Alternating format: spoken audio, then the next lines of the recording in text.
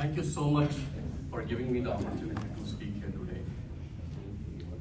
I stand before you not only just a concerned US citizen, but also as a survivor, as Dr. Cole was mentioning about it.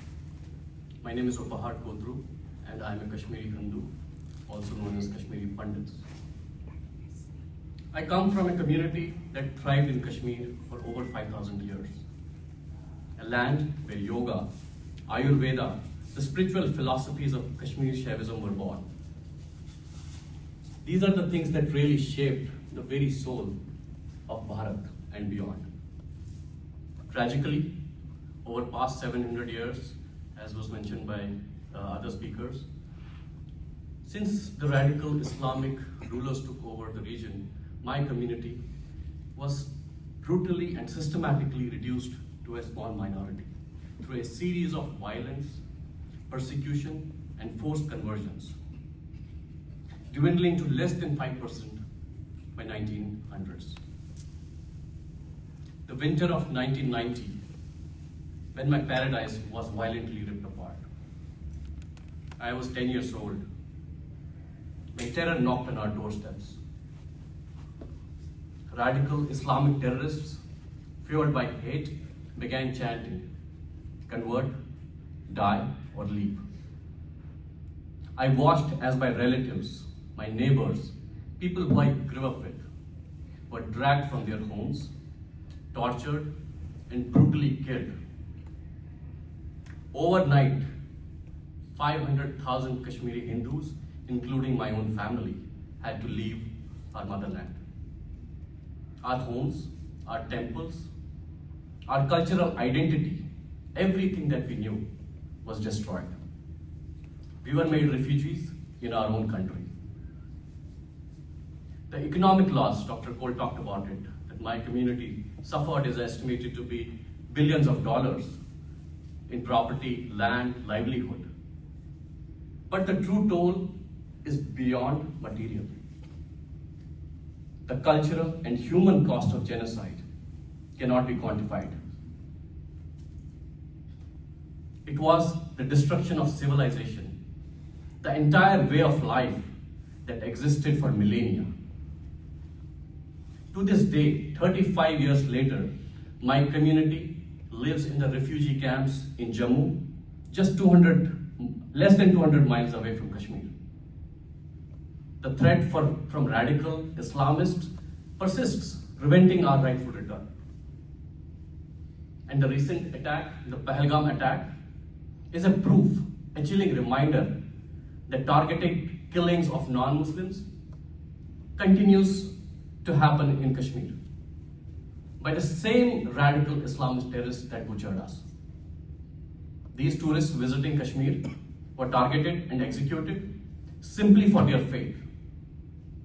Non-Muslims were singled out, forced to recite Islamic verses, checked for circumcision, and slaughtered in cold blood. This supremacist jihadi mindset, this ideology, is not just confined to Kashmir. It has spread like a cancer across the globe. It struck America, 9/11. It struck Mumbai, 2008. It terrorized Israel on October 7.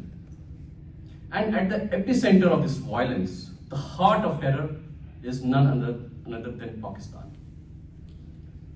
Pakistan has long harbored, funded, and supported global terrorism.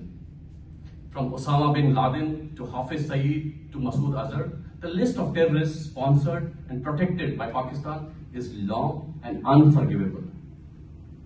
Just this February, the leaders of Jaish-e-Mohammed, Lashkar-e-Taiba, and Hamas openly gathered in Pakistan-occupied Kashmir and discussed plans about how they are going to further their ideology and violent crime against the humanity.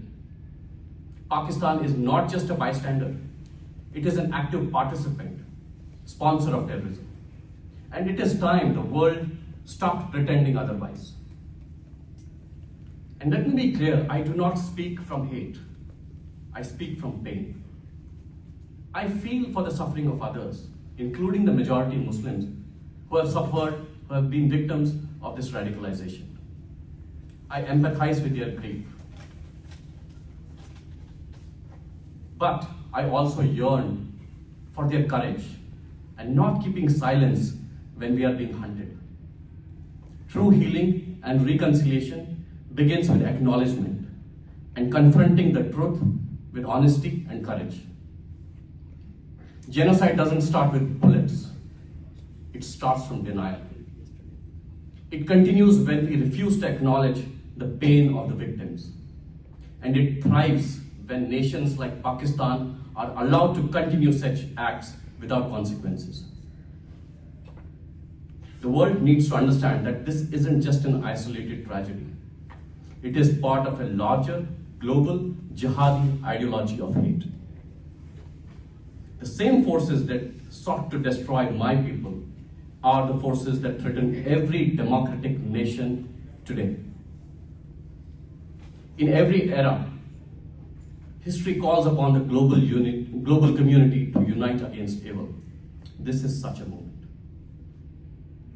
The United States must lead the charge in this fight. We must stand alongside India and all nations who oppose terrorism, hate and violence. We must hold Pakistan accountable for fostering extremism. The next generation of children deserve a world where they can live free from terrorism, free from hatred. Let this be the moment when we say enough. Never again should we allow the forces of hatred to destroy the fabric of humanity. Thank you.